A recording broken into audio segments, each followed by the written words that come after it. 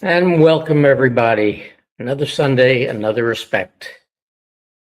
And this week, just as in past weeks, we're hopefully bringing you some very important information that you will get a lot out of and enjoy. And this week's guest we had on about a year ago. His name is Sheriff Chad Bianco. He's the sheriff of Riverside County, California. We had him on a year ago because he held a press conference, and it's very, very rare for officials of a state to go against publicly a governor or any of the other state officials. And Sheriff Bianco did. And we had him on to discuss that. And also bear in mind, as we've discussed before, that sheriffs are elected, not appointed. So they answer to the people and not officials. And now Sheriff Bianco is going to be throwing his hat in the ring to run for governor of the state of California. Now, just a little bit of background. He is the, like I said, the sheriff, public administrator, and coroner of the state of the county of Riverside, California. He's been the sheriff there. And he's in his second term now. Was originally elected in November of 2018, was reelected in 2022. He oversees the county's 5 jail facilities, 6 court buildings, a civil bureau, the coroner's bureau, public administrator's office, 12 police stations, 17 contract cities, 4,200 dedicated employees, and an operating budget of just over $1 billion. He's a member of California's State Coroners Association, National Sheriff's Association, Western States Sheriff Association, and is on the board of directors for the California State Sheriff's Association and Major County Sheriffs of America Association. Very, very well accomplished and a very, very dedicated and nice constitutional sheriff. So without further ado, welcome, Sheriff Bianco. Thank you very much. Great to have you back. Yeah, absolutely. Glad to be here. And congratulations on both your newly announced run for California governor and for the shout out that President Trump gave you at the California rally. Yeah, both were great. Excellent, excellent. Well, for all of you who didn't get to see the first interview with Sheriff Bianco and don't know who he is, Sheriff Bianco is the sheriff of Riverside County, California. He was elected in November of 2018 as the sheriff, public administrator, and strangely enough, the coroner of Riverside County, and was reelected back in 2022. He's got over 4,200 people working underneath him, and he's got a budget just beyond $1 billion, that's billion with a B, dollars. And he's never been afraid to speak out about what he feels as far as law and order is concerned and the protection of his citizens. And now he's throwing his hat in the ring for governor of California. So when it comes to your background as a constitutional sheriff, now, I mean, every sheriff across the country is supposed to be a constitutional sheriff. They swear an oath to the Constitution. That's correct. And yet there are many who do not only uphold the Constitution for their constituents, but they also pretty well don't even know or understand the Constitution.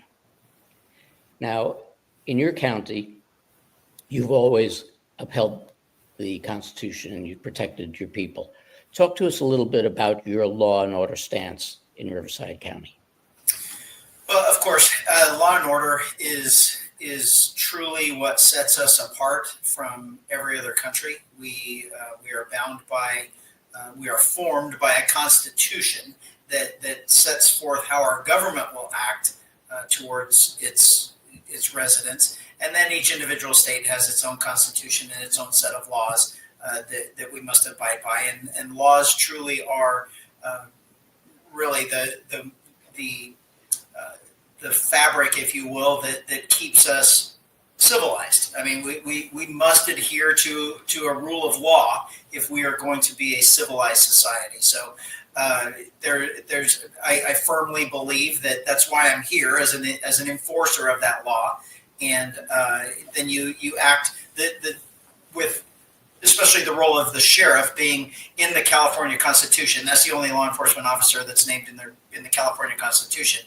But we have a dual added role that not only are we the highest law enforcement official in our elected or in our respected communities elected by our people, we swear an oath to uphold the Constitution of the United States and the Constitution of the state of California. And as you mentioned, some people may not hold that oath in high regard, but I certainly do. I respect it. I believe in those documents. I believe in those founding documents that have made us the greatest country in the world.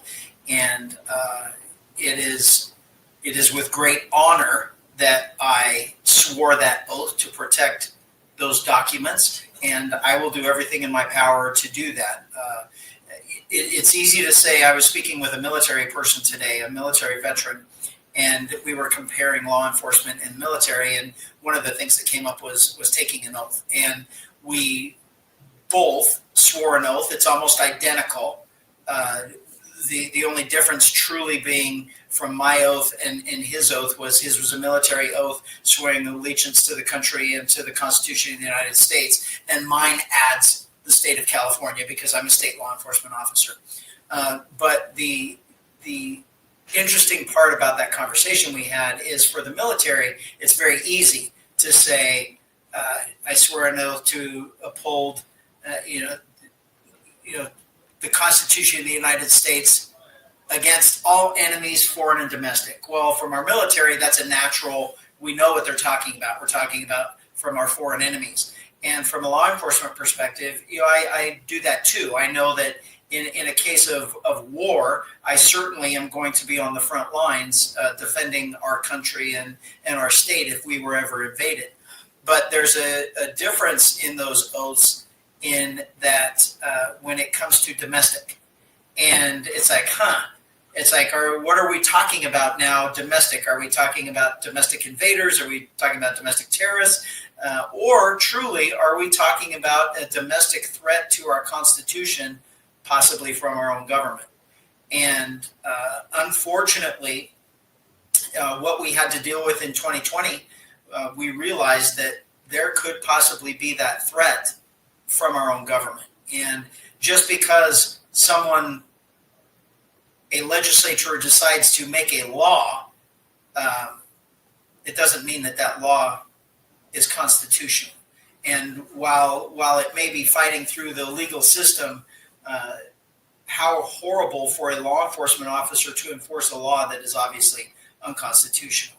And sometimes I go back and, it's hard to discuss, and I don't want to equate the past with the future and the present, what we're dealing with. But I know, had I been around during Jim Crow laws and laws that were passed that are obviously unconstitutional, and just because someone says it's not, it doesn't mean the change to the fact that now we know a common sense argument would be those, of course, those are unconstitutional. And we had law enforcement officers that were enforcing those unconstitutional laws. I hope we never go back to that point. I hope we never get to those instances or those situations. But 2020 brought us pretty close. And I'm not saying that it was the same, and we're dealing with race and segregation and those horrific things that are a part of our past. But we had a situation where the government was telling us that we could no longer go to church and we could not open churches. And so that's a constitutional violation. Our freedoms of you can't come out of your house and you can't do these things that the government's imposing on you. And your freedoms and your liberties were taken away by rules that were being mandated by our government that were obviously not enforceable because they violated some of our constitutional rights. And while it may seem minor to some, it wasn't to me who realized that and said, hey, I get that our government is wanting to do this, and I get that while you say you have good intentions and it's all for our own benefit and our own protection, you're still violating people's constitutional rights, and we're not going to do that. And there a few more people eventually stood up and said and agreed and said, yeah, we're not going to do that either. But it was at a time in modern history where our freedoms and our rights were under attack, and the sheriff was the person that stood in the line between those, between our government and between our residents, our citizens of our state, and we had to uphold that line.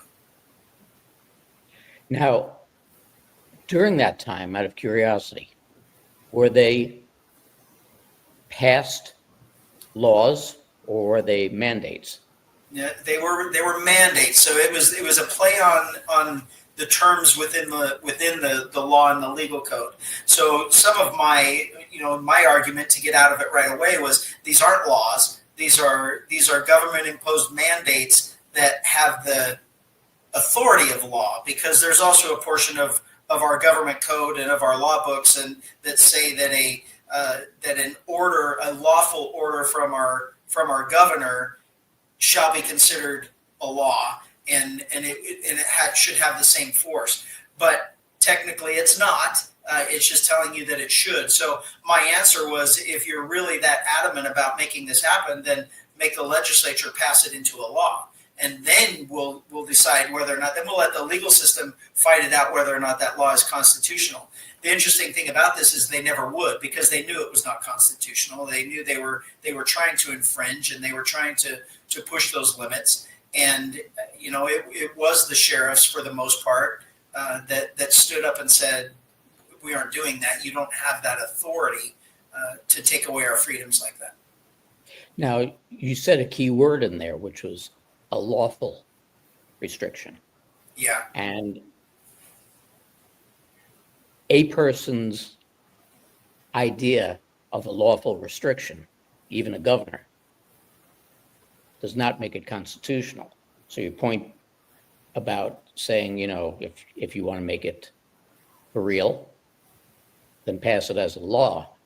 Yeah. That kind of gave you, as a constitutional sheriff, the leeway to not abide, correct? Yeah, it did, and I knew that would be the outcome. But I was prepared for them to call that bluff and say, okay, now we're going to pass it and make it a law. But we still would have done the same thing. There was no way we were going to that I would allow our government to lock people into their homes, to prevent them from going places, opening their businesses. I mean, their freedoms, their everything that they are guaranteed by the Constitution, their liberties, their freedoms, their ability to make a living, all those things were being shut off by the government. And that's not how our country was designed. That's not what our documents say. And that really was a point of contention between those of us standing up for the rights of our citizens and those that were not, that may have been issuing citations or arresting people or whatever the case may be. So that was a bad time for us. But we know now in history, we know that those of us that made the right decision, that had the courage and the strength to stand up for those convictions and stand up for those freedoms and those rights, we know that we were in the right side of history. We did do the right thing, and I'm very grateful to be put in this position, that I was here, that I could do that. And I think it resonated extremely well in our county and our surrounding counties, especially our state, where we ended up having businesses and residents move from other counties in our state into Riverside County because of what was happening here, and because they knew that their freedoms would be protected. Now, California overall, in most of the minds of the people of the country, has kind of a bad rap as just being a huge liberal stronghold, which kind of like New York, it's not. You've got LA, San Francisco, Sacramento, big strongholds, and the population there kind of overpowers the rest of the state, which is mostly red. Yeah. But how does the Constitution, the state Constitution of California,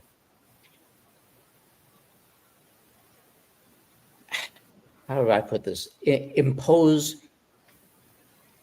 differential opinion or law or restrictions from the Constitution of the United States?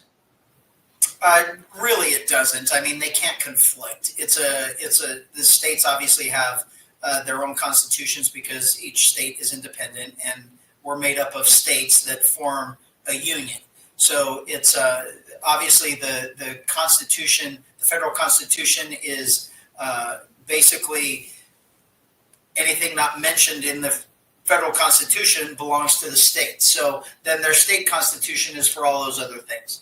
And in a perfect world, when all of these things were formed, that's how it was supposed to be designed. That the federal government was given specific powers by our Constitution, and if anything specific was not mentioned in the Constitution, then that obviously meant that it was the responsibility of states. And then over the next 250 years, or not quite 250, but 200 and some odd years, we've allowed lawyers to destroy that interpretation. And unfortunately, we have a rule of law here, and we have a system that we hope works. That we fight through the system and go through federal judges, and finally a Supreme Court can make a ruling, and they're judging on the validity of a constitutional law, whether a law is constitutional. And the reality of that is sometimes that doesn't necessarily mean that's the truth either. That's case law that may have been a bad ruling, and that's why as we move forward, there's always new case law that is overturning something else, and it's based on somebody's interpretation and some lawyers. And the nature of lawyers is there's always a lawyer with a completely different opinion. So there's one on one side and one on the other, and they fight it out. And sometimes those judges are the same, and sometimes what we're seeing now, especially in my world, in the criminal justice world, is we're seeing a situation in our criminal justice world where political ideology and activism is being imposed into our criminal justice system rather than an adherence to law and an adherence to right and wrong.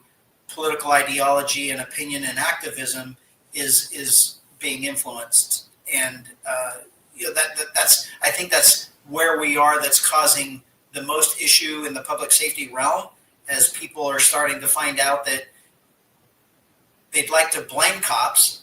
The media, the liberals would like to blame cops for all of our problems, but we're seeing that it really isn't us. Our hands are tied in most situations, and this idea, this pro-criminal agenda of liberalism is infecting our day-to-day lives. And these judges are making decisions as far as criminals go and letting criminals out of jail, and really putting people in jail that shouldn't be criminals based on political ideology. And we're almost running afoul of what our founding fathers wanted for this country.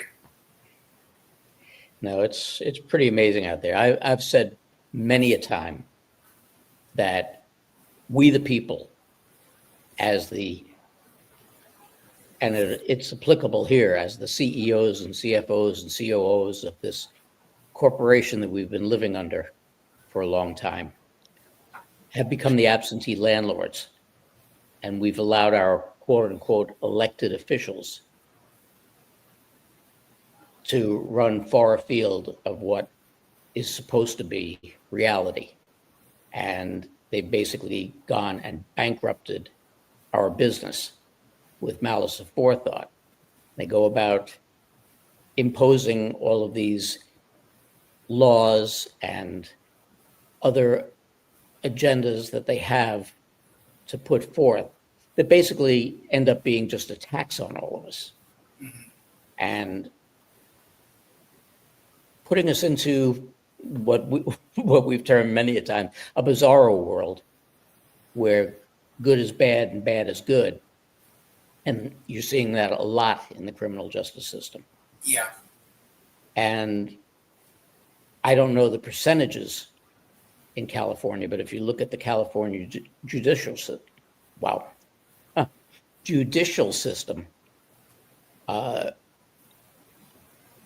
it's probably more so overwhelmingly a liberal-based judicial system as opposed to the true adherence of the Constitution and of law. Oh, well, completely. I mean, that's completely what California is it's you look at just our governor, our judges are appointed by governors, and we've had far left liberal governors for the last 20 years. And so any judge appointed in the last 20 years, they're not those liberal judges. We have to start being honest, and we have to start telling the truth about where we are. And constitutional attorneys are not being appointed as judges. Liberal, progressive, pro-criminal social workers are being appointed as judges, and they are imposing their beliefs onto the criminal justice system. It's not constitutionalists, and it's not anti-criminal, pro-victim, pro-law-abiding citizens that are being appointed as judges. Those judges, if we have any of them, have to be elected by the populace, and it's few and far in between. The real situation is that the governor makes judge appointments, and he picks ones that are pro-criminal, and we know that here. And those are the ones that end up making decisions. Those are the ones that end up getting placed on federal court of appeals by our liberal presidents, and that's why we still federally. I mean, we've had a couple of good Republican presidents. President Trump twice. His last presidency, he appointed, I think, more judges than anyone's in history. So we got a lot of conservative judges that were appointed to the federal bench. But California has been void of that. So it's mostly our Republicans are only ones that are elected, and the ones that are appointed are very, very left-leaning liberal. Now, you've been sheriff in Riverside County for about 6.5 years at this point. And you probably know the populace pretty well there. What is the overall leaning of the people of Riverside County? We're definitely conservative, so it's an interesting phenomenon. The overall population is very it would be very red. It's very conservative. It's pro public safety. It's anti-criminal. It's pro business. It's the conservative values of freedoms in America. The problem that we have is California has been controlled by Democrat electorate and elected officials, Assembly and Senate, since 1955. Since 1955 and 1958 was when the Assembly and the Senate went Democrat, and they have been that way ever since. Right now, it's supermajority. So there is absolutely nothing in California that can be considered anything the fault of a Republican, because Republicans have absolutely zero say in our state government. Our local government, predominantly in our cities and in our county, is Republican-based. This is the first time in history that my Board of Supervisors is now 4-1 Democrat, but that's the first time in history that we've been predominantly Democrat. It's usually predominantly conservative Republicans, even though it's a nonpartisan race. Their leanings are conservative Republicans, and now we are Democrat. Although some of them are more conservative leaning Democrats, more of a moderate Democrat, but certainly fiscally conservative. One of them is just complete far left lunatic, but that's the most recent election in November. So that remains to be seen how effective he's going to be, or how soon we can get him out. But the populace of Riverside County is predominantly conservative. The issue that we have is because the narrative in California has been that we are a blue state and that we are a deep blue state and that we voted Democrat forever, especially in the presidential elections. The problem with the Republican voter base is they just choose not to vote.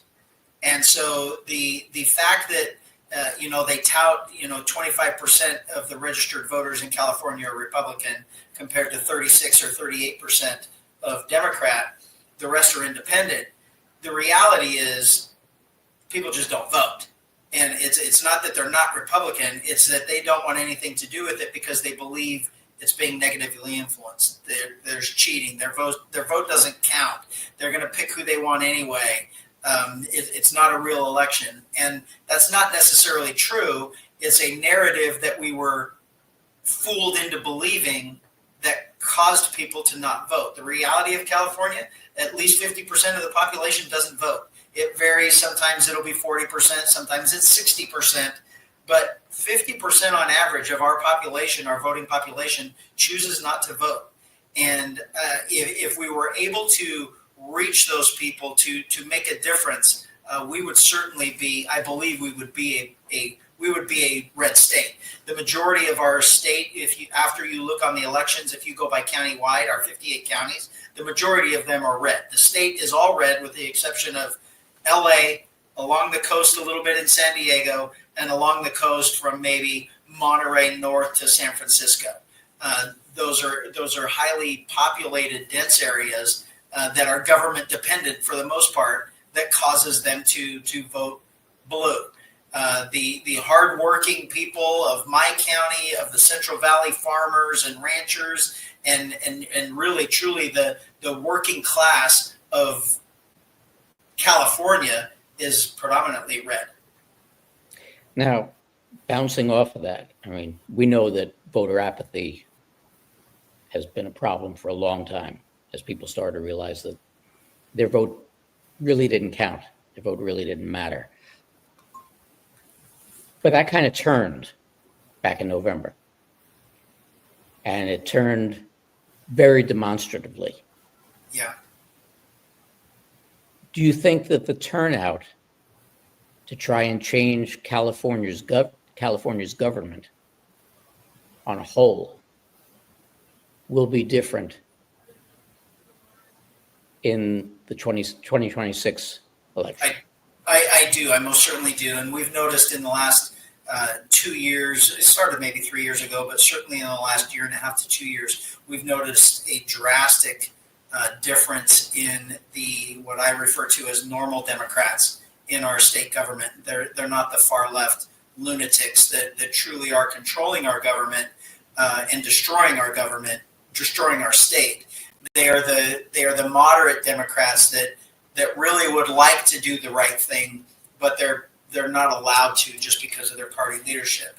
But we are finding that those Democrats are coming to particularly me to make sure that I'm not going to oppose their bills that they want to introduce, and even asking for revisions or asking for an amendment or something changed before they submit, because they know I'm going to speak out on these lunatic bills, and they know that their voter base and their constituents are going to hear about it. And so we know there is a sane element to the Democrat Party in California, but it's not the ones that control our state. And I think that we are going to be able to take advantage of this in this election. I think that my ability, what I have shown capable of doing in a government that is purplish in our county, certainly I have to work with both Democrats and Republicans to get things done, and I've been extremely successful at it. They know I'm Republican, they know I'm conservative, and I know they're Democrats, and we're supposed to have that battle. But here we're able to work together to make sure that we're working for Riverside County residents. And I'm going to bring that to the state. And I think that that's going to be a large appeal to the public to say, we don't know anything about these other people. All of the Democrats that are running are the ones that put us here. They had a say, and they had a failure to say, and a part in putting us in this position with these laws and regulations that are killing our state. We're not going to allow them to fix it. They don't get to say, hey, our state's failing, let me fix it. You're the one that put us here. And then on the other side, it's going to be people that have absolutely no experience working with government or in government, or that haven't been in a truly leadership position that have had to get people to follow them. It's easy for a business owner to say, I'm a success, but being a success in private business doesn't necessarily mean that will translate over into a success for business, because you can't just fire somebody you don't like in your own private business. You don't get to say it's my way or the highway. That's not how government works. And those type of people are not effective in government. And we're at a point where I'm going to be the only person available, the only choice, the only option to say, that person's already been here. Not only has he been in government for 32 years working for the people, he's been doing it as an elected official for the last 6, and he's done absolutely everything he said he was going to do and proven that he could get everybody to go along with him to do it. And this is going to be our best option moving forward. That's what we're banking on. That's what we see happening with Democrats reaching out and Republicans. Obviously, a Republican wants anyone other than a Democrat, but the Democrats don't want the left anymore either. And we've gotten to a point in California where people are saying anything but Democrat. And so those Democrats that are going to have to go along with that, they're going to have to go with somebody that's going to say, hey, Chad, for his entire career, adult life, has been working for the people of Riverside County. Let's let him work for the state of California, the residents of California. And we can all get something, done constructively. Now, I mean, you were kind of thrust onto a more national stage about a year ago when you held a press conference basically bashing Governor Newsome, his policies. And through that, got a lot of exposure, and people started to understand, when we had you on the show last year and talking about constitutional sheriffs, how important they are, the direction and the protection that they represent for the people of their counties, and that they are the ultimate law enforcement official for their area. And then over the summer, while the president was rallying in California, in your county, after there was another alleged assassination attempt, you got a shout out from the president, which we have right here. Let's play it.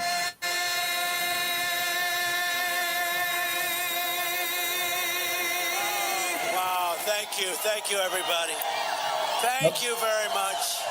That is the wrong clip.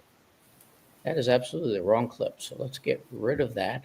I don't know how that happened, but let me call that back up. But in the meantime, you were brought up front by the president. You were recognized by the president in regard to that, and the fact that you were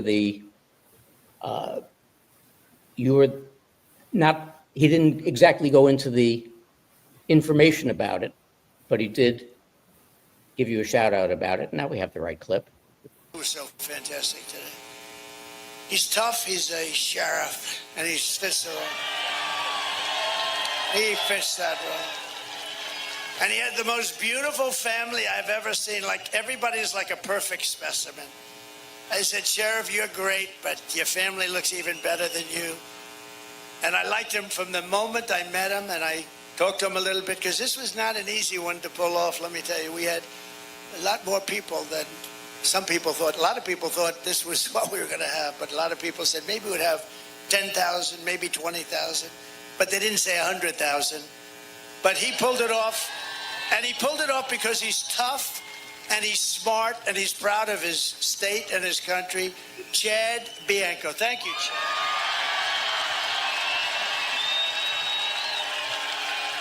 He's like Central Casting.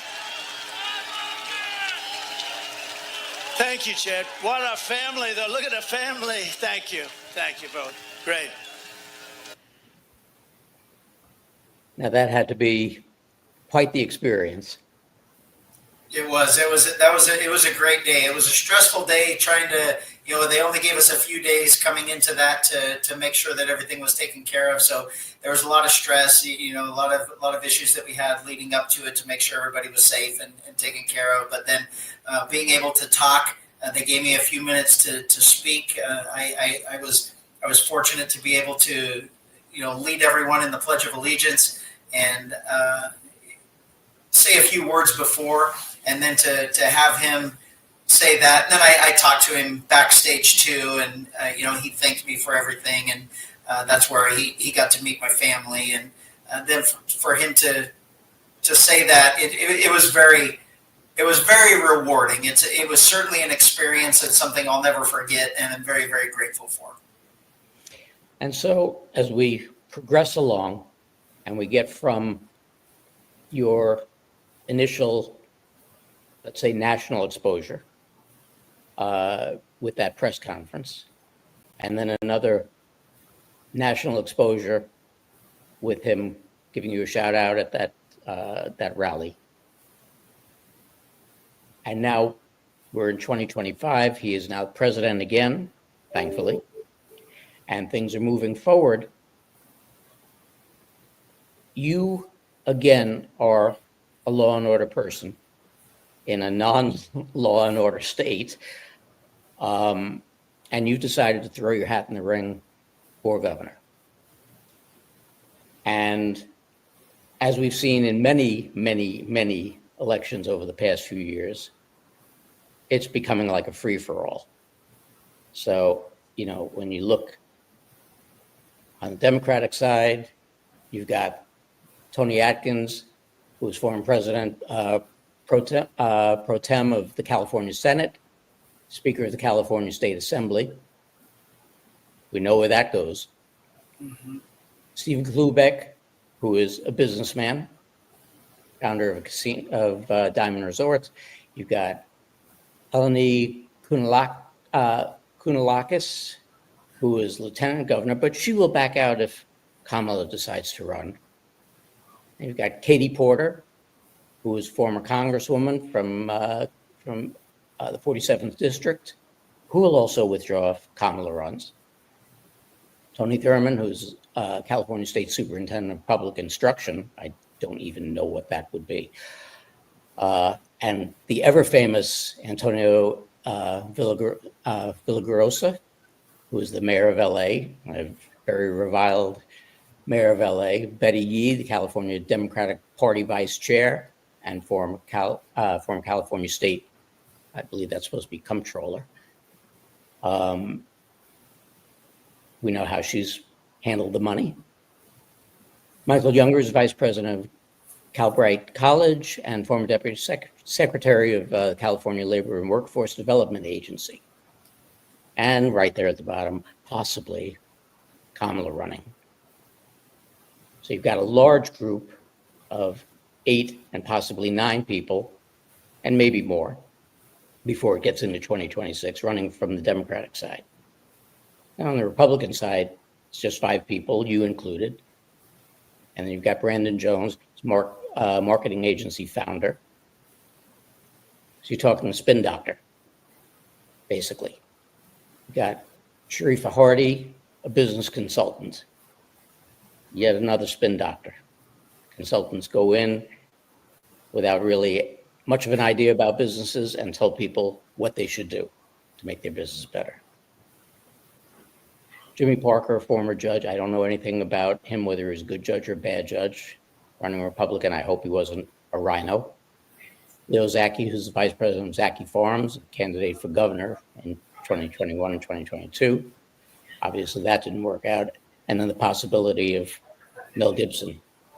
And even though we know that he is a strong conservative, I don't think we need another actor in the California State House. And then finally, you've got a couple of independents. Butch Ware, who's an associate professor and nominee for vice president in 2024. That worked out really well. And with no party preference, Haven Allen, yet another actor, and he's so well known we don't even know who he is. So it's quite the group out there. It's really quite the group. And if you have thinking people, truly thinking people in the state who look at where the state of California has gone, how downhill it's gone, everything that's gone on. San Francisco, which was a beautiful city, which is now kind of a living hellhole. We know what's going on in LA. Most state capitals themselves tend to be hellholes. It's gotten to a point where people have to wake up and start to realize what their quote unquote elected officials have done to their state and the laws that the Assembly and Senate of the state have imposed, the money that they've cost their taxpayers, et cetera, et cetera. Now, you're throwing your hat in the ring. Let's start out with the basics. What is your platform? Well, I'm obviously the predominantly a public safety platform. California is being destroyed by public safety. There is nothing good when it comes to public safety in California.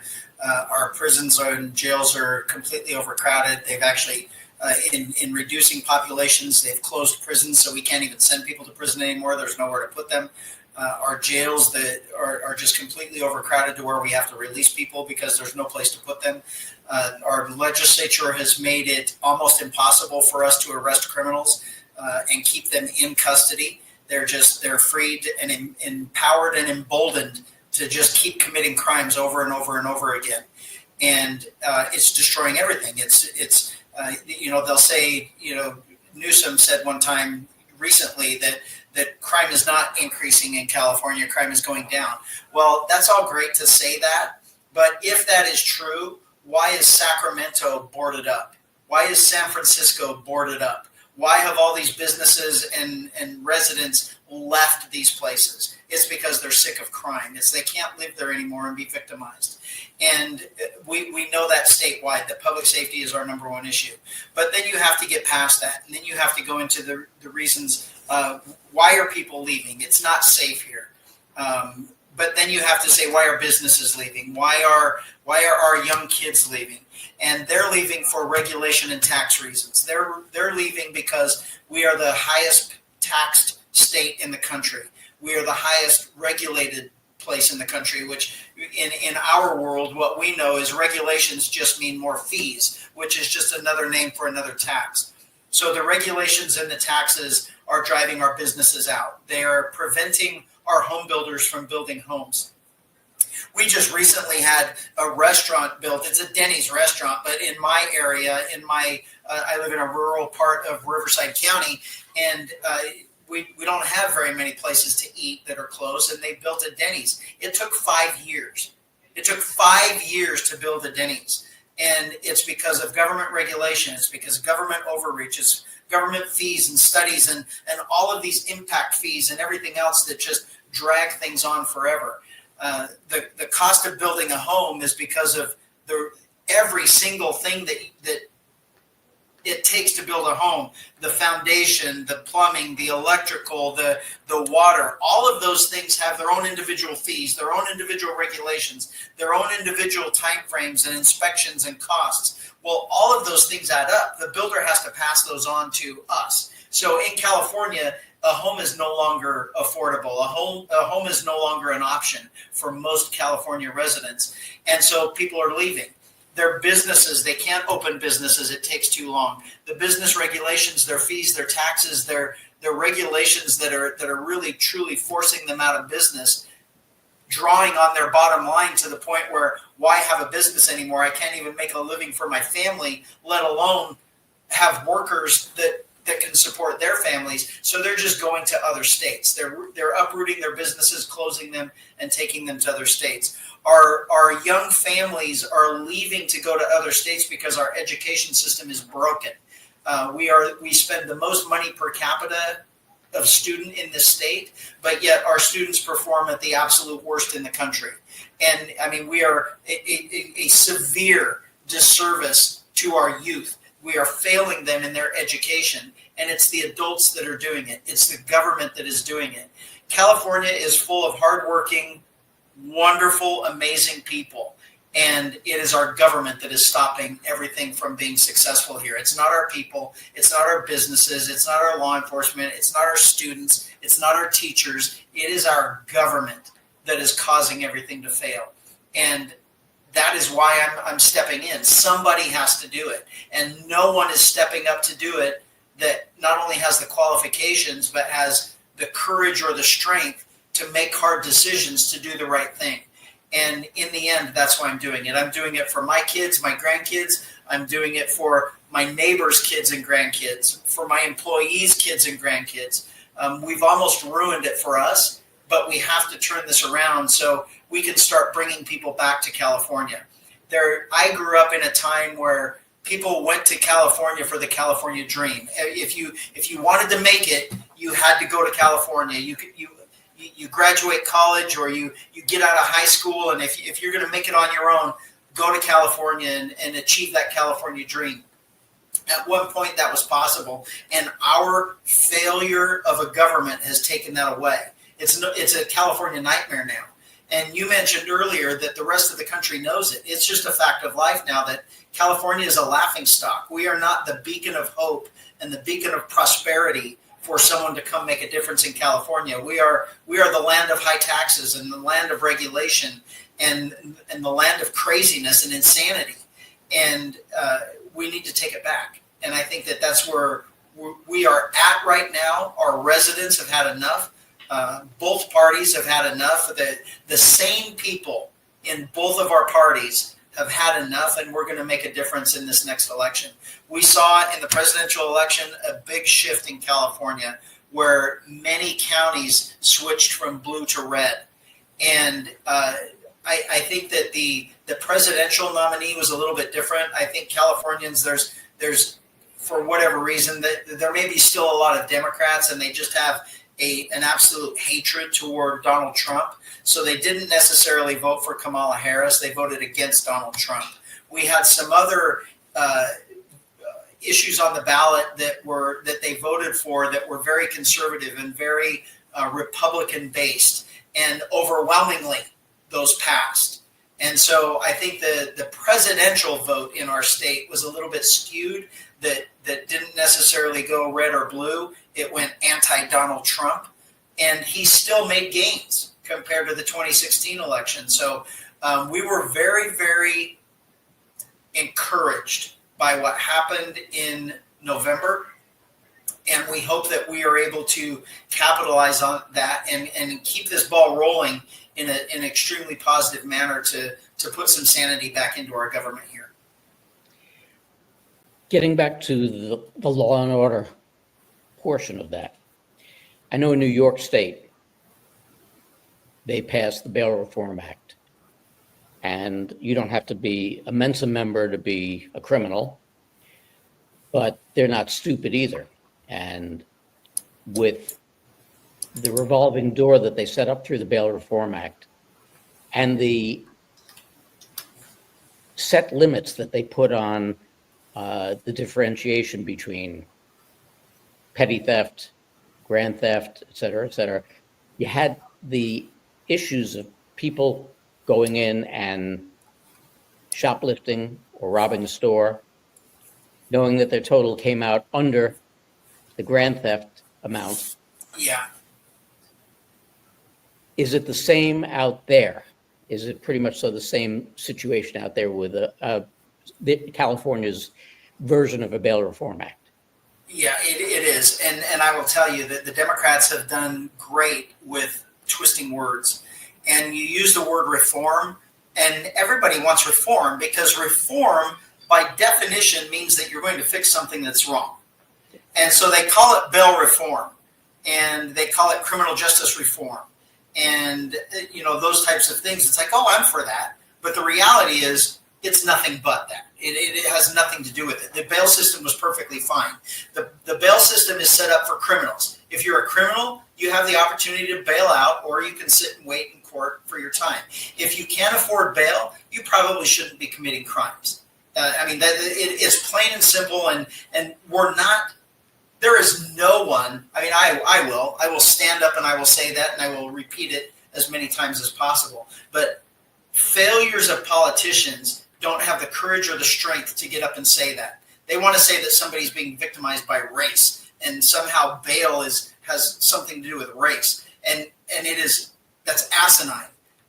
Bail is there, so if you're going to commit a theft, well, you pay a $5,000 bail, we'll let you out. You pay a $25,000 bail if you're going to harm somebody. If you can't afford that, don't harm people, because you're going to find yourself in jail.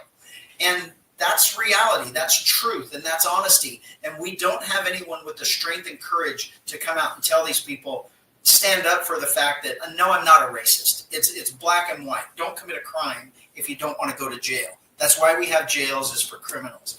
And the reality of this bail reform is they took bail away. So no matter what, you went to jail and you just get let out.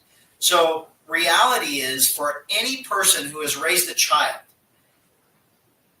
there has to be a consequence for bad behavior, whether that's a smack on the hand or the proverbial don't touch that red stove because that's hot and it burns. And when you touch it and it burns you, that's a consequence, and you're never going to touch that again.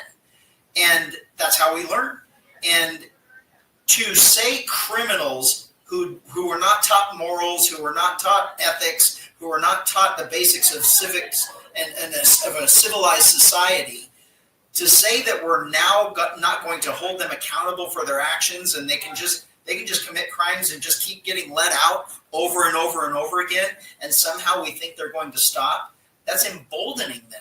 That's causing crime to increase. They're going to say, I can go steal those things, and it's only going to be 3 or 4 hours before they let me out. So that's okay. Maybe I'll get a free meal while I'm in there, or whatever the case may be.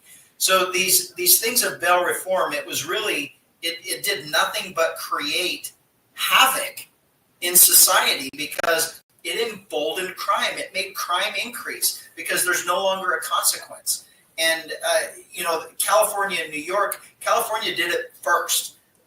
New York just did it bigger. And it seems like California and New York, they're the leaderships of both states.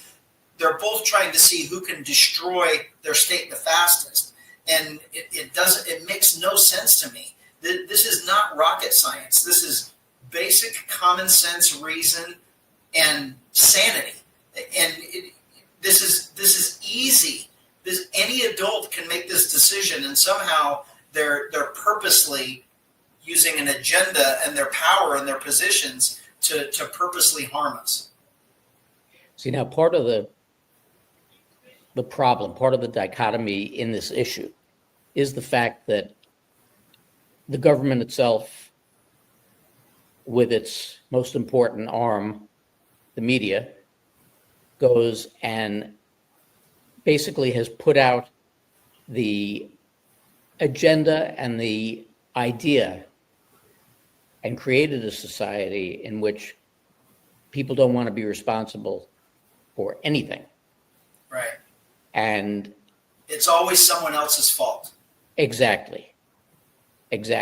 And you always have lawyers who are going to defend that. Now, with these bail reform acts, you've got situations, especially not so much with the petty theft or grand theft, where it's an article of something, but more so with recidivist violent crime criminals who get brought in for beating someone up, assaulting somebody on the street, and then the next thing you know, they just get let out after the hearing, given tickets to a Mets game or a Dodgers game or something, and that's their encouragement to come back to court on their date, and they never do. Right. And they're back out there doing whatever deeds they were doing before, time after time after time after time. Yeah. Now, as we deal with these situations, and I know I actually took a personal interest in this because of two cases that I had to deal with when I was still working. One was in the Bronx, New York, where a 92-year-old woman in the hospital was raped and murdered by a recidivist criminal. And then another security guard up in my county, Rockland County, at a library, who asked a guy who came in playing loud music to turn it down, and the guy left and came back and stabbed her to death. And I went as high as the state Republican leaders to say, you know, if you want to solve this kind of problem and get rid of this act immediately. I know very well some of the attorneys out there who love to be on TV, love to hold press conferences. And all you've got to do is gather together the families of these victims and decide that you're going to sue the state, the governor, lieutenant governor, and every single assembly person and state senate person who voted for this act. And immediately that thing would be rescinded. Absolutely. And the response I received from these people, now this is the state Republican Party, leadership of the state Republican Party turned to me and said, we don't like people telling us what to do. Yeah. You know, there is something very wrong when the people making our laws are exempt or shielded from the consequences of the laws that they are making and the things that they are doing in their decision making and in their rule making, and they have to be held accountable. I mean, and not just held accountable by not being elected again. If you're going to pass a law or fail to protect us, then you need to be held accountable. They certainly would hold me accountable for something that we did or failed to do. So why are they any different? Why is an elected official immune from being sued by a victim? It should not be. They are the reason why they are victimized. They are the reason why a person was let out of jail. A judge that repeatedly allows a repeat offender to just be released rather than sentenced by law to the requirements of law and just allows that person to go back out into the streets should be held accountable. I have 2 years ago at the end of 2022, beginning of 2023, I had a deputy that was murdered by a person that a judge let out of jail. It was a 3-strike convicted felon. He had a pages and pages and pages of criminal convictions. The person was supposed to be sentenced to prison, and the judge let them out. They failed to come back to court to turn themselves in to go to prison, and they were arrested again. The judge let them out again. They were back into court and convicted of another heinous crime, kidnapping and assault charges, and the judge again let them out of jail instead of sentencing to prison and putting that person away. And the next encounter with that person, my deputy was murdered. And my deputy's family should be allowed to sue that judge for allowing that person to be roaming the streets and causing the loss of the life of their family member. That judge should be accountable because that person shouldn't be allowed out. And when you allow activists and you allow legislators to be shielded from their actions, it's going to lead to nothing but bad. And that is a huge problem. Yeah. But speaking of huge problems, as you said before, basically since 1955, the state government has been democratic. The problem with any chief executive, be it the president or be it governor, is you still have to deal with House and Senate of your state.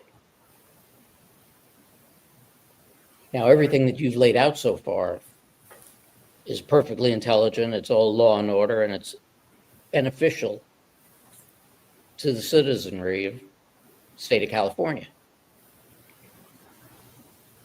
But if they don't vote properly and put in a majority of Republicans, conservatives in the House and the Senate of the state,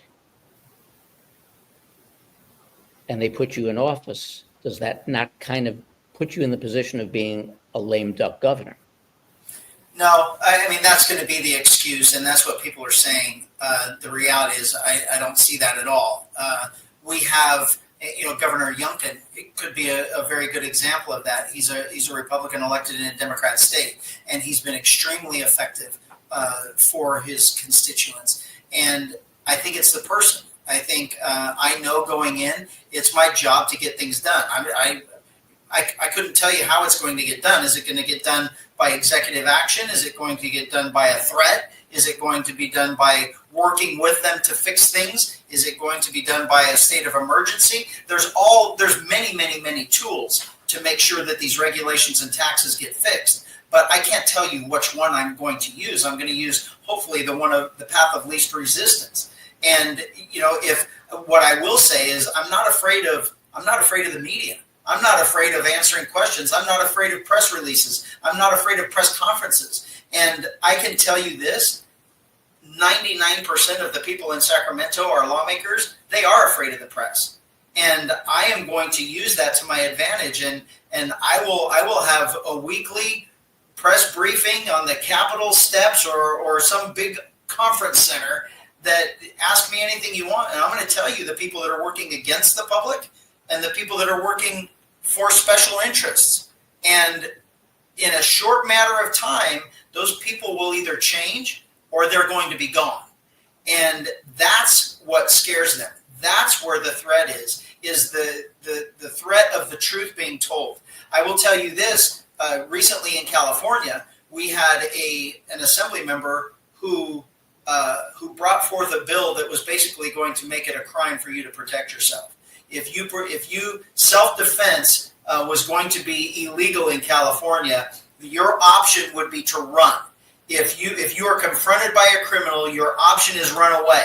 Because if you don't run away and some type of confrontation occurs and that criminal ends up dying from their own act, you could be held responsible for that. It's the most asinine thing you could ever imagine in your life. And this assembly member had either the stupidity or the just complete disrespect for Californians to bring that bill to the floor.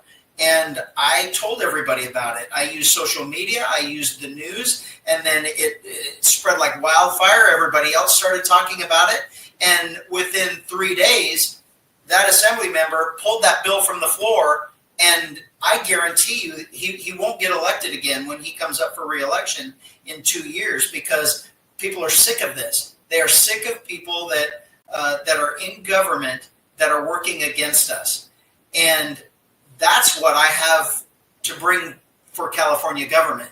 If you're going to do something so anti-Californian, I am going to tell the entire state that that's who you've elected. And we know that the majority of the people are not for that. They're for common sense. They're for sanity. They're for freedoms and for a government that helps them, not hinders them. And that's putting that fear of their election.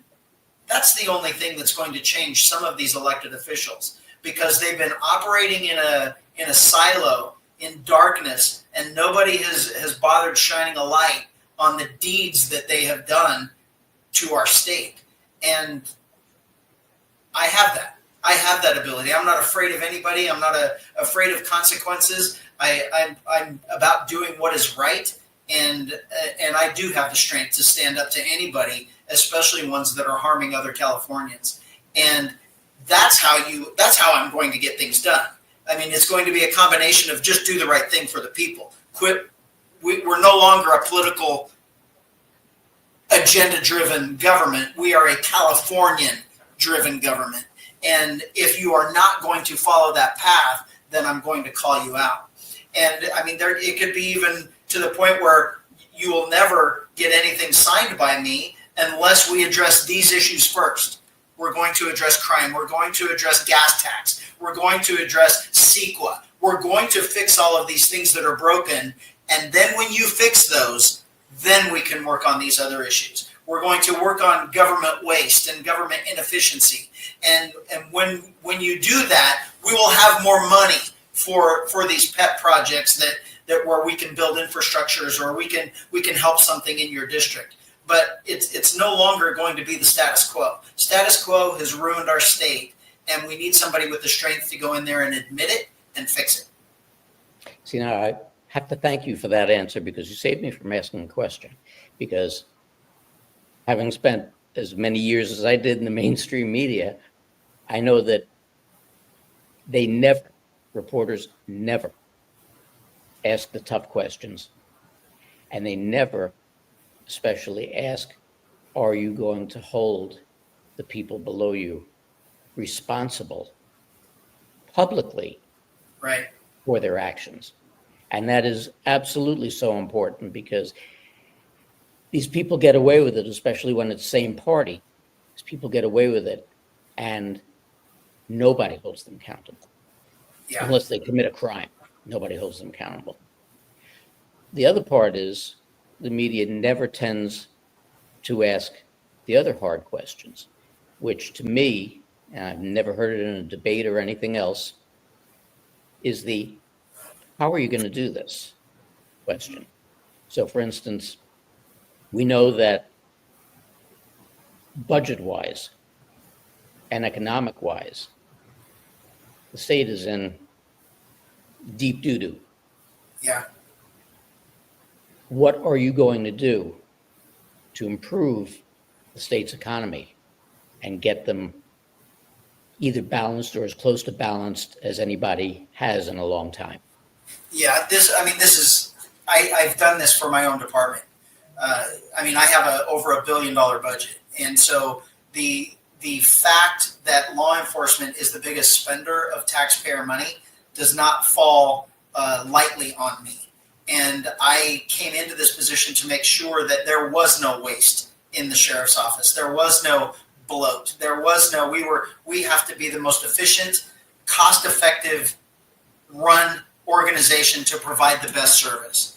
And we have done that. And we have done it to a point where I have had to change some of the functions of county government to allow us to do that, promising them that I was going to save money, but then with the caveat of I'm not giving you that money back. I'm going to use that to better us because you're just going to waste it, and I'm going to fix things that need to be fixed without having to ask you for more money.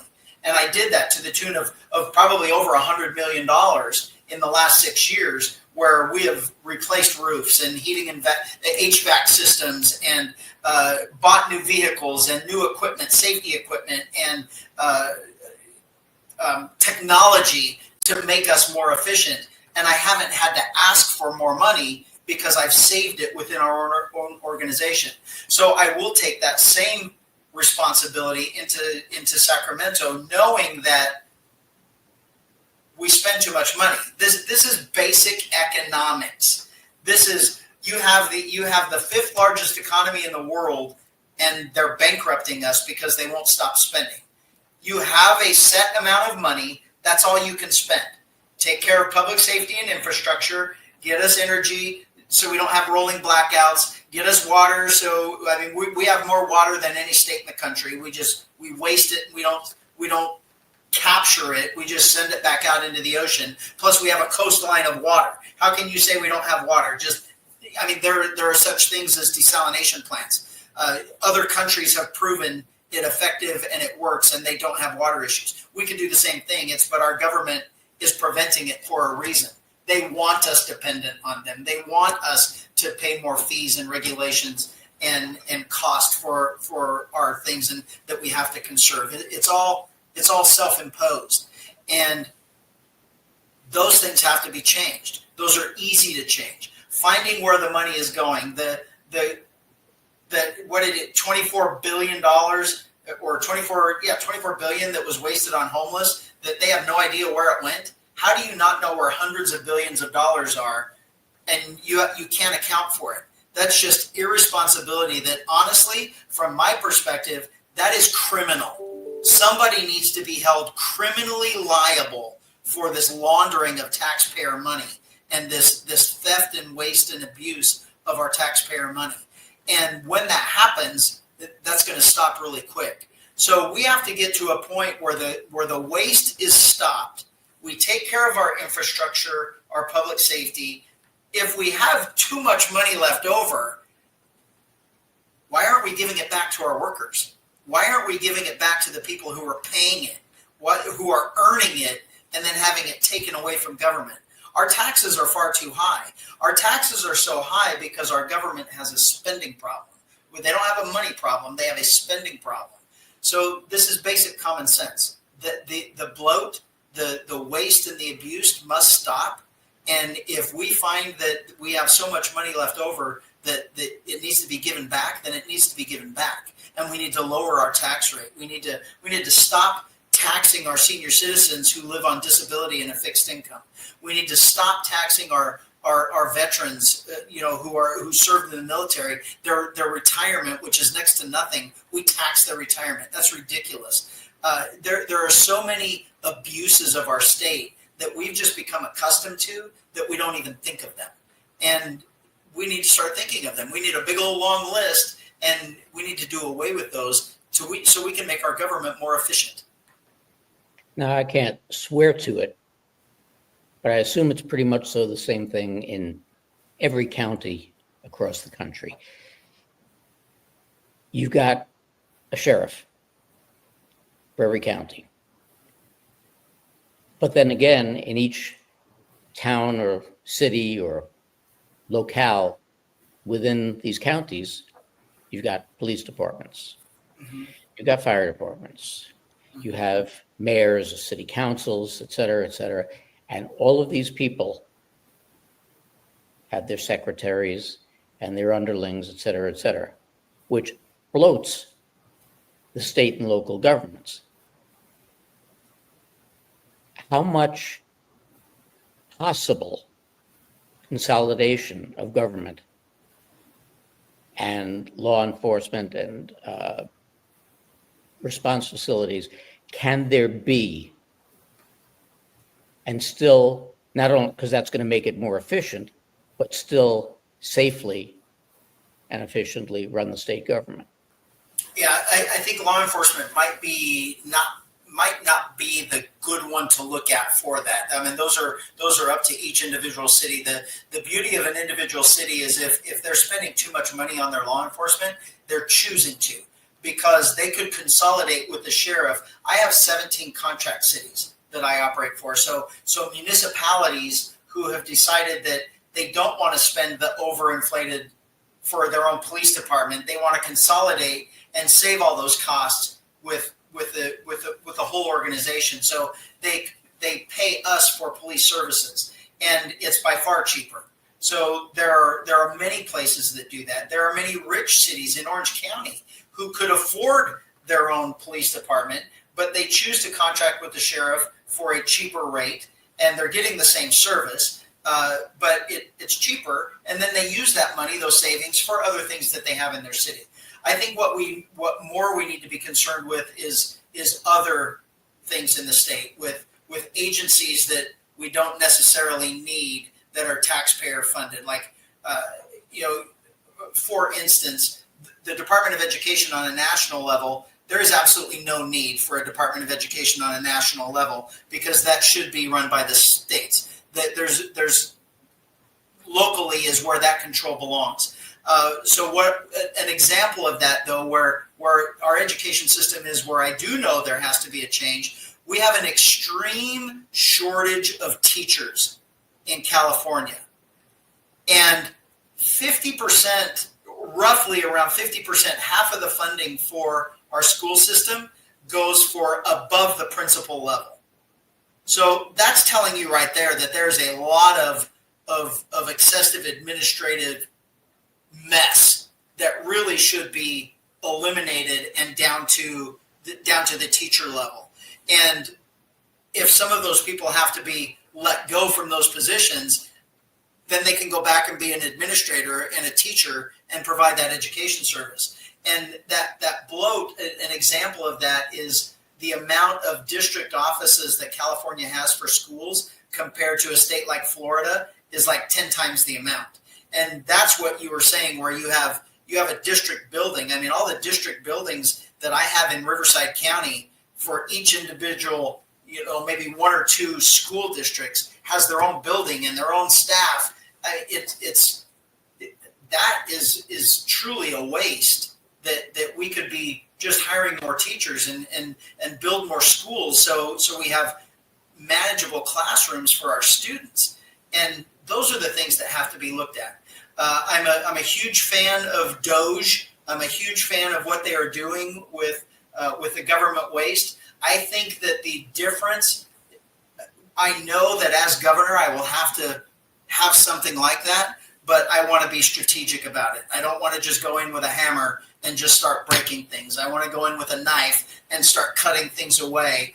And at the same time, as a leader, as an effective leader, I'm not afraid or basically afraid to say that I made a mistake. I mean, if you make a mistake, you identify that mistake early, you admit it, and you fix it. I mean, you don't live with the mistake and you don't try and cover it up. So, if the slower and more strategic you are at changing things, the less you're going to make a mistake. There are going to be some things that are majorly obvious, but others might have to take closer looks to see if they truly are necessary, or if we could eliminate those and save that massive amount of taxpayer money. So I think it just takes more of a strategic response, and I think that's why there's been a little bit of an uproar toward President Trump and toward Elon Musk in just this mass elimination rather than a strategic. And I think it has to be somewhere in the middle. It can't be a slow roll. It can't be a sledgehammer. I mean, it's got to be a scalpel that we're cutting away and fixing these things to make them right. It took a lot of time to get to this. It's going to take. We can't take the same amount of time to fix it, but we can't fix it overnight either. It's got to be a drawn out process, so we're not destroying lives or eliminate a completely different part of government, and then 2 months later say, holy crap, we couldn't do that. And then how are we going to get it back? So not saying that would happen, but those are the things you have to think about. You have to think about the consequences of what you're doing and what those unintended consequences might be, and try and address those in the beginning. So I'm going in eyes wide open, knowing that it's going to take a concerted effort and an effort on all sides to make sure we fix California government. Now, you guys just recently went through those massive fires. Mm-hmm. And they were pretty devastating to a lot of the state, and they were pretty devastating, I'm sure, to your county as well. President Trump's been known to state that a lot of the problem is that the fallen trees, the debris, the fallen leaves, et cetera, everything that dries up that's lying there on the ground is a big cause every year of these wildfires. And if not the cause, because there's got to be some kind of a spark. Yeah, that's it. The cause was something else. It's the severity and the extent of the fires that we are supposed to be mitigating.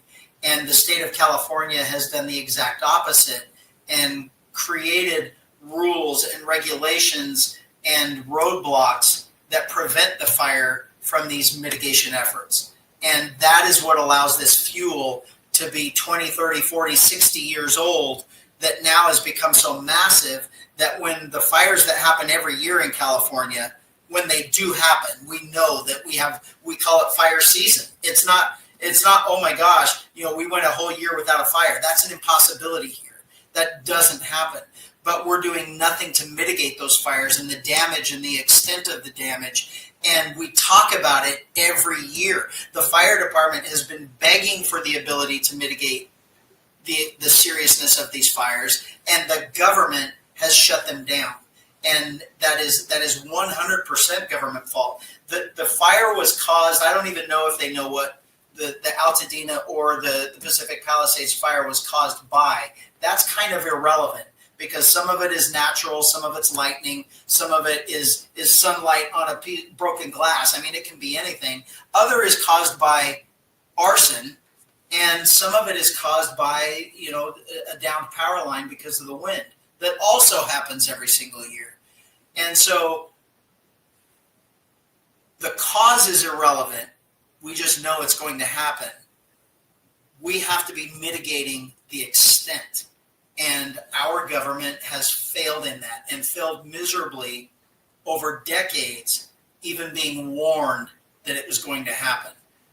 For those of us in the public safety world, and I can say I'm part of that fire world, because every single year it's the sheriff's office and the fire department who are responsible for these fire disasters. We have to go in and protect people's property. We have to evacuate them, allow them back in, and we work hand in hand with the fire teams. So I have heard for 32 years now that it's our state's fault that these fires get so bad. It's not fire department's fault, and it's not even the reason why they started. It's we need to do something to mitigate it, and we have to start talking about that, because our governor, it's not the firefighters. It's not the fact that there were no fire engines. It's not the fact that there was no water in the hydrants. It's all of them combined. And all of those are a complete failure of our government. Not the firefighter, not the SC Edison worker. It is 100% the regulation and the restrictions that government places on us. Now, as governor, would you appeal to the federal government to clean up the debris in the national parks, and then push forward having the state and county parks cleaned up of the debris so as to try to mitigate these fires? Yeah, you have to. You absolutely have to, because that's what causes them to be so big. Fire is a natural part of the ecosystem. And if to say it's not is extremely dishonest, because lightning causes forest fires, and forest fires burn old growth and then cause new. And so this has been since the beginning of time. Fires are a part of our ecosystem, and what we have to do is limit the damage and the extent of the damage to human population. So the middle of a forest with no possibility, do they have to go in there and clean that up? No, but they have to clean up the border that is bordering our towns and our cities and our homes and things like that. Absolutely, they must. The same as the way the state has to on state land and private land. You have to be responsible. We make people be responsible for cleaning up their private land. Why is the state not cleaning up their land? It just doesn't make sense. And sometimes you don't want to talk about, but it's almost, was this on purpose? They didn't cause the fire, but they knew it was going to happen. So were they just waiting for this to happen? So, it's bizarre that common sense hasn't won over, and that reason has not been the deciding factor. Seriously, when you look back and you from a 30,000 foot level, it's insanity that we lost the Pacific Palisades, that we lost Altadena. It's horrible that many people were affected by a failure of government. Well, it's essentially the same thing that happened in New Orleans in 2005. And Maui. Yes. It's no different. Now, an addendum to that, and correct me if I'm wrong, but allegedly out-of-state fire trucks for support for fighting the fire were not allowed in because of California's restrictive pollution laws. It's actually sickening what they did.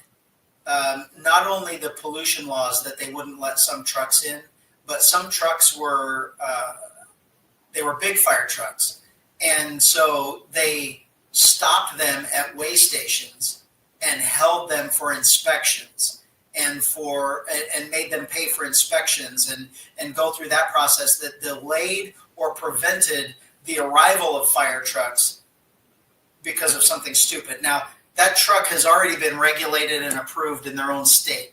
For California to stop them and not allow them to come in, that alone tells you that our government is absolutely broken and absolutely must be fixed. And it can't be the same. We need new people to go in there and say, we need to fix our state because we are absolutely broken. We no longer care about Californians. It's about special agendas. It's about special interests. It's about lobbyists, and it's about personal ideologies, because true Californians have been completely neglected and harmed by an out-of-control government. Now, would changing or attempting to change some of those EPA-based laws in the state of California, would you also be saving the citizens a decent amount of money, saving the state a decent amount of money, and allowing for situations like this not to occur? There would be tons of money saved because all of these regulations come with a fee. I mean, when we have a regulation, there's a fee that goes along with that. If we're regulating the amount of, the sprinklers that you put in your yard, you're paying a fee for that regulation. That may be, I don't know if that's a good example or a bad. That's just something for you to think about. That's the way it works. There's every type of regulation causes a fee. The regulation on our fuel causes a fee for you to pay. The regulation on our electrical companies causes a fee that they have to pay that now you as the consumer have to make up. The business isn't going to make it up.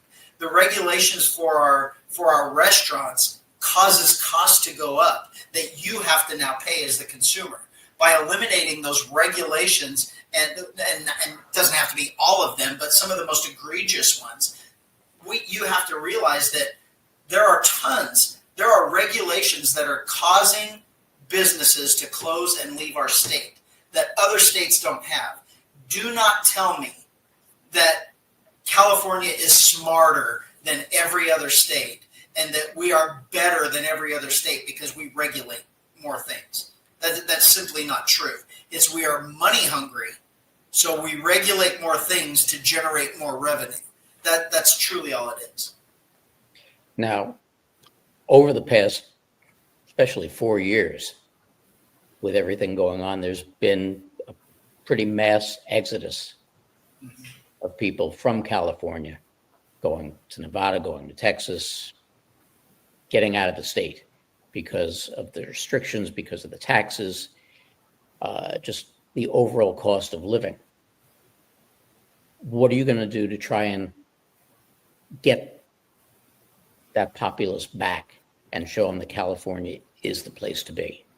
Yeah, so ultimately those people were in California, and it was an unbelievably hard decision for them to leave. They weathered the storm as long as they could, and then finally they had enough and they left. I don't think it's going to be a stretch to say that most of them would want to come back, but you have to eliminate the reasons why they left. And what are those reasons? We have to be honest about the reasons. It was the cost of doing business. It was the overregulation of their business. It was the failure of the schools to educate their kids and not have parents have a say in the education of their kids. So parents moved to a state where they were comfortable with the education that they were getting. Our education system needs to be completely overhauled.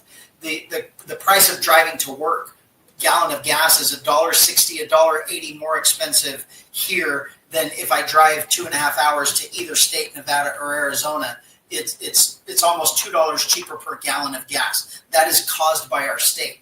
Those things have to be completely removed. We have to remove the fees on gasoline. We have to remove the regulations of our business. We have to remove the inefficiency and the indoctrination and the secrecy of our school system and give the power back to our parents. So those people that want to leave for those reasons stay or come back. It really is not rocket science. This is basic common sense. Identify the reasons why people are leaving and then eliminate those reasons, because they're going to states that do not have those reasons. If I'm tired of paying 13.5% sales tax, I'm going to go to Nevada, Utah, Arizona, Utah, or Idaho that pays 4%, or Nevada that pays 0. I mean, that's common sense. So if you want those people back, you better do something with your 13% income tax, because you're killing people here. You're taking away their ability to be able to afford items. You're causing the cost of goods to go up with regulations on farming and agriculture, causing our cost of goods to be more expensive. You have to eliminate those, or people are going to leave and they're not coming back. The state is going to be left with only people that don't want to work, that want to be taken care of by government, because all of the workers are going to states where it's productive. Now, a lot of states have moved toward no state income tax. Mm-hmm.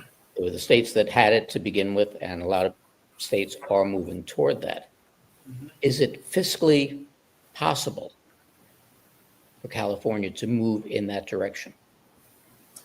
It's 100% fiscally possible. So the one thing that people don't realize, California has more energy options than any state in the country. We have more oil reserves than any other state in the country. We have more natural gas than anywhere else in the country. And if we utilized these things, if we utilized this for energy, and we sold this like everyone else does, we could be no different than Alaska. Alaska does not have sales tax, and they use the revenue from the oil sales to pay its residents. Why couldn't California do that? Of course we could do that. It's we choose not to.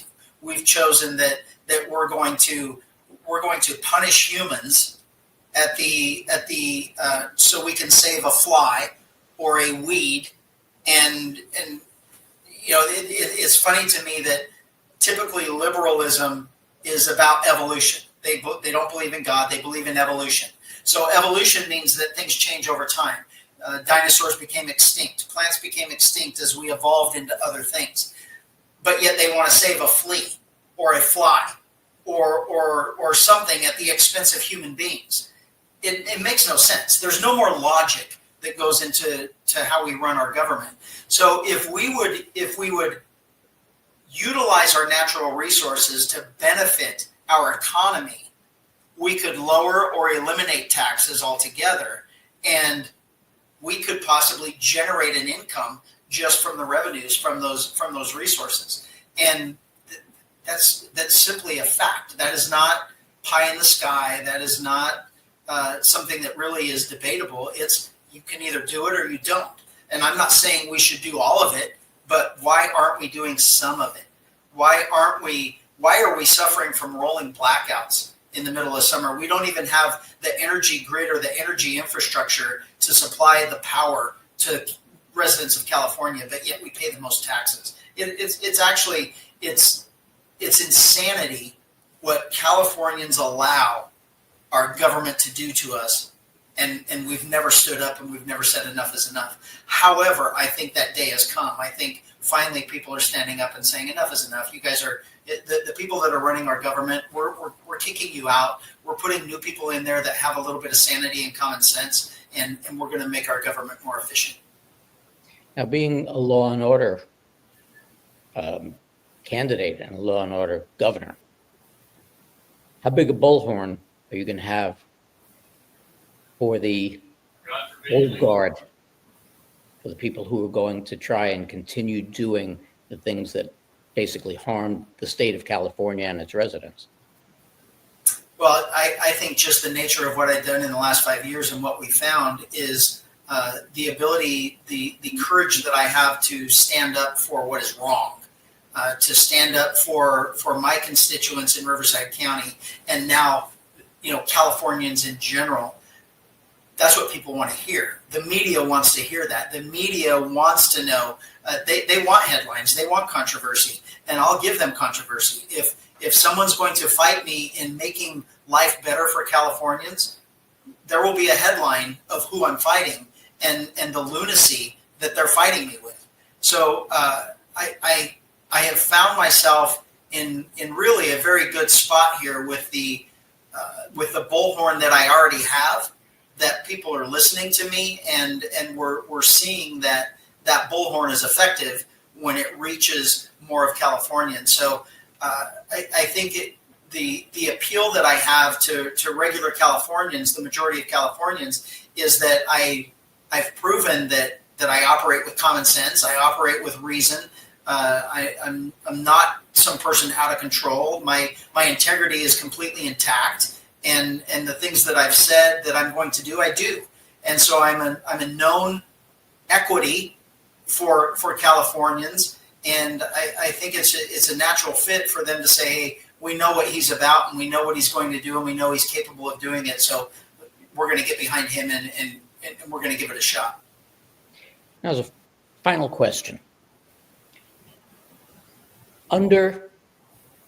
because we'll be nicely into it at that point, under MAGA rule, and the things that those of us who are awake know will be coming down the pike, and all the advances and advantages that will be coming, how important do you think that form of federal backing, federal support, presidential support will be, not only to your candidacy, but to your residency as governor? Yeah, it's imperative. So the bottom line is this craziness that we have where our current California government is fighting the president. I mean, that is seriously about the dumbest thing that anyone can do. It's about as childish as you could possibly get. He's the president elected by our country to make our country better, and the majority of people decided that it was a different direction that we needed to go down. And regardless of whether you like President Trump as a person,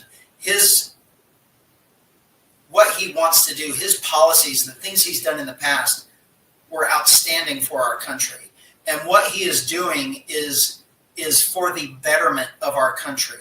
That's not a particular state. That's not eliminating a state. That is the entire country. And we should be working with the president to make sure that as the country gets better, our state gets better. Because as every state gets better, that makes the country better. And we all have to be on the same page. We don't have to agree.